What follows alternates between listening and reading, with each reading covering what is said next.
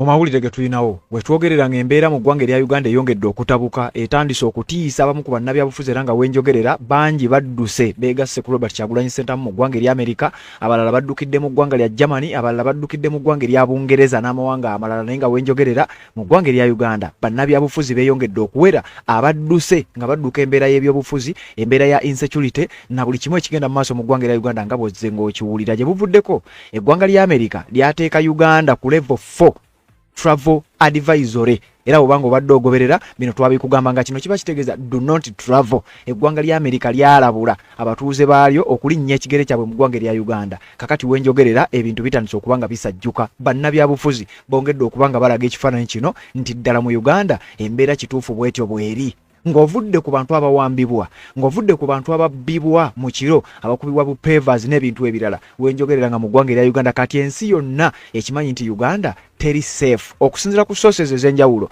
mugenfunawo galaga nti n'abamu ku bantu abasaba visa mu ggwanga lya Amerika ng'asaba visa ajje mu Uganda basooka kumulabula nti okuwa visa tugikuwa, naye mu ggwanga erya Uganda gy'olaga tewali safe yadde akatono.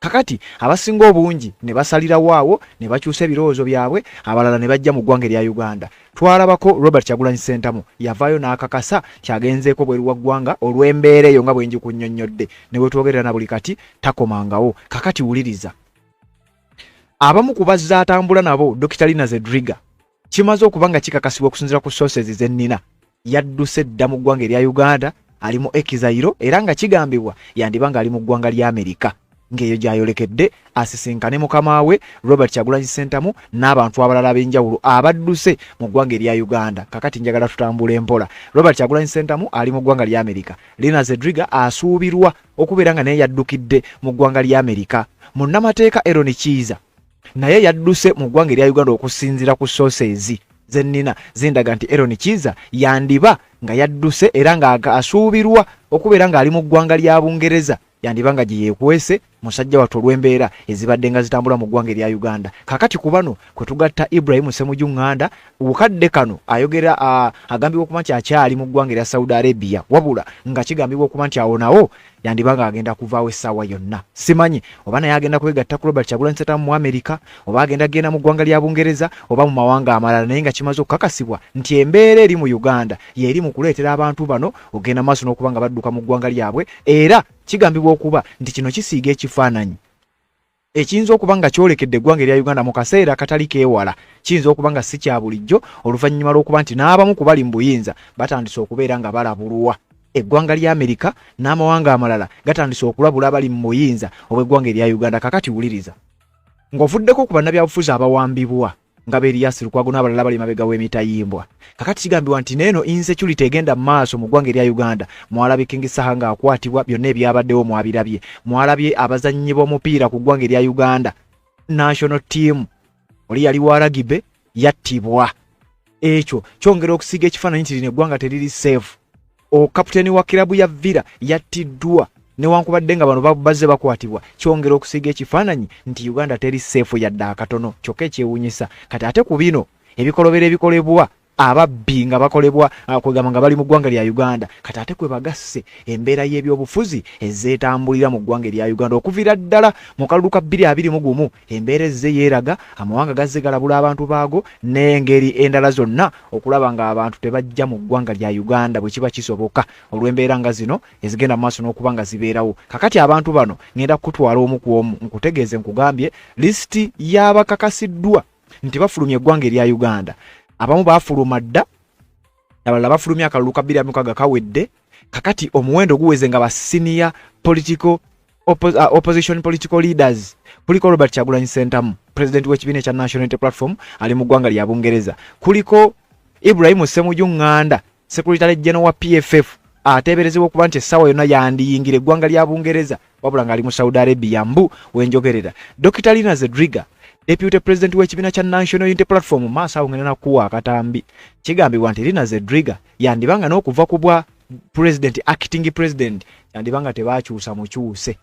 Lina Zedriga okusinziira ku mawulire genfuna yandibanga ali ateekeddwako embeera mu kibiina, era mbu embeera eyo n'emuwaliriza okulizayininga n'asuulawo obuweereza obwo bwali obw'ekiseera nga acting Deputy Acting President Robert Kyagulanyi Ssentamu waatali. Kati mmaze okukakasa okusinziira ku sources ez'enjawulo nti Dr. Lina Zedriga olw'embeera eyo yawaliriziddwa naye kakati yadduse olwa surveillance ebadde muteekeddwako.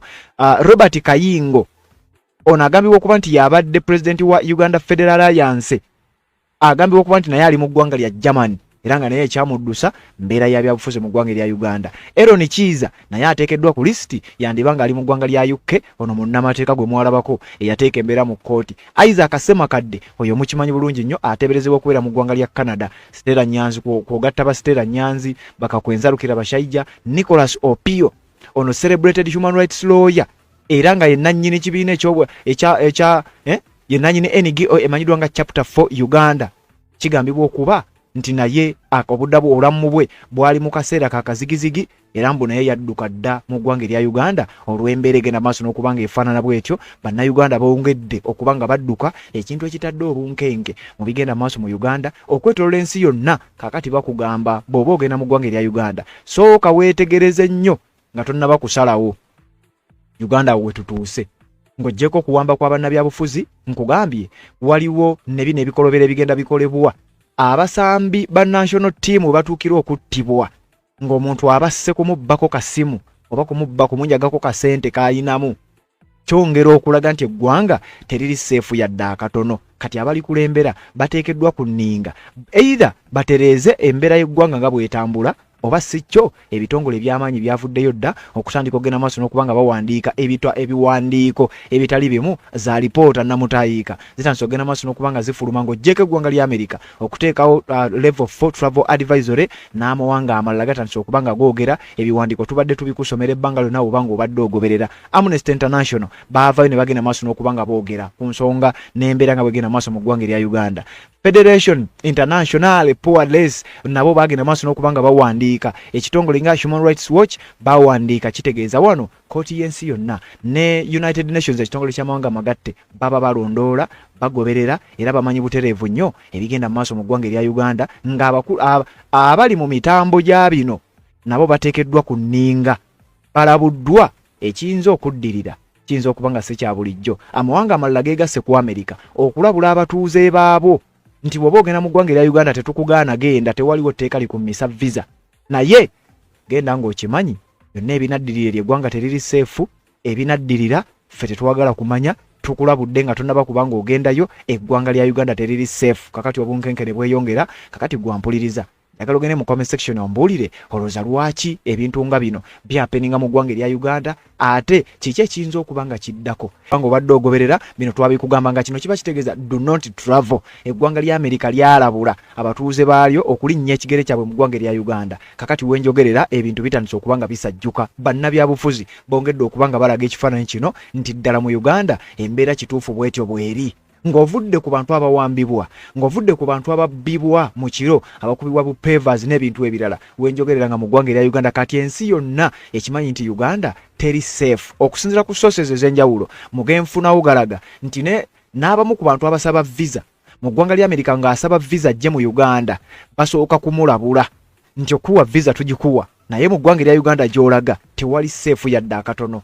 Kakati abasinga obungi ne basalirawo awo ne bakyusa ebirowoozo byabwe abalala ne bajja mu ggwanga erya Uganda. Twalabako Robert Kyagulanyi Ssentamu yavaayo n'akakasa kyagenzeeko bweru wa ggwanga olw'embeera eyo nga bwe ngikunnyonnyodde ne bwe twogerera na buli kati takomangawo. Kakati wuliriza abamu ku bazze atambula nabo Dr. Lina Zedriga kimaze okuba nga kikakasibwa okusinziira ku sources zennina yadduse dda mu ggwanga erya Uganda ali mu Exile era nga kigambibwa yandiba nga ali mu ggwanga lya Amerika ng'eyo gy'ayolekedde asisinkane mukama we Robert Kyagulanyi Ssentamu n'abantu abalala ab'enjawulo abadduse mu ggwanga erya Uganda. Kakati njagala tutambula empola. Robert Kyagulanyi Ssentamu ali mu ggwanga lya Amerika. Lina Zedriga asuubirwa okubeera nga naye yaddukidde mu ggwanga lya Amerika. Munnamateeka Aaron Kiiza naye yadduse mu ggwanga erya Uganda okusinziira ku sources zennina zindaga nti Aaron Kiiza yandiba nga yadduse era nga asuubirwa okubeera nga ali mu ggwanga lya Bungereza yandiba nga gye yeekwese musajja watu olw'embeera ezibadde nga zitambula mu ggwanga erya Uganda. Kakati ku bano kwe tugatta Ibrahim Ssemujju Nganda, obukadde kano ayogera agambibwa okuba nti akyali mu ggwanga erya Saudi Arabia, wabula nga kigambibwa okuba nti awo nawo yandibanga agenda kuvaawo essaawa yonna. Simanyi oba naye agenda kwegatta ku Robert Kyagulanyi Ssentamu mu Amerika, oba agenda mu ggwanga lya Bungereza oba mu mawanga amalala, naye nga kimaze okukakasibwa nti embeera eri mu Uganda yeri mu kuleetera abantu bano ogenda maaso n'okuba nga badduka mu ggwanga lyabwe, era kigambibwa okuba nti kino kisiiga ekifaananyi ekiyinza okuba nga kyolekedde eggwanga erya Uganda mu kaseera katali keewala. Kiyinza okuba nga si kya bulijjo oluvannyuma lw'okuba nti n'abamu ku bali mu buyinza batandise okubeera nga balabulwa. Eggwanga lya Amerika n'amawanga amalala gatandise okulabula abali mu buyinza obw'eggwanga erya Uganda. Kakati wuliriza, ng'ovuddeko ku bannabyabufuzi abawambibwa nga Erias Lukwago n'abalala bali mabega w'emitayimbwa. Kakati kigambibwa nti neeno insecurity egenda mu maaso mu ggwanga erya Uganda. Mwalabye King Saha ng'akwatibwa, byonna ebyabaddewo mwabirabye. Mwalabye abazannyi b'omupiira ku ggwanga erya Uganda, national team oli yali wa rugby yattibwa. Ekyo kyongera okusiga ekifaananyi nti lino eggwanga teriri safe. Kapiteeni wa kilabu ya Villa yattiddwa newankubadde nga bano bazze bakwatibwa. Kyongera okusiga ekifaananyi nti Uganda teri safe yadde akatono. Kyokka ekyewuunyisa kati ate ku bino ebikolobera ebikolebwa ababbi nga bakolebwa kwegamba nga bali mu ggwanga lya Uganda, kati ate kwe bagasse embeera y'ebyobufuzi ezeetambulira mu ggwanga lya Uganda okuviira ddala mu kalulu ka 2021. Embeera ezze yeeraga amawanga gazze galabula abantu baago n'engeri endala zonna okulaba nga abantu tebajja mu ggwanga lya Uganda bwe kiba kisoboka olw'embeera nga zino ezigenda mu maaso n'okuba nga zibeerawo. Kakati abantu bano ngenda kutwala omu ku omu nkutegeeze nkugambye lisiti y'abakakasiddwa nti bafulumya eggwanga erya Uganda. Abamu baafuluma dda, abalala bafulumya akalulu ka 2026 kawedde.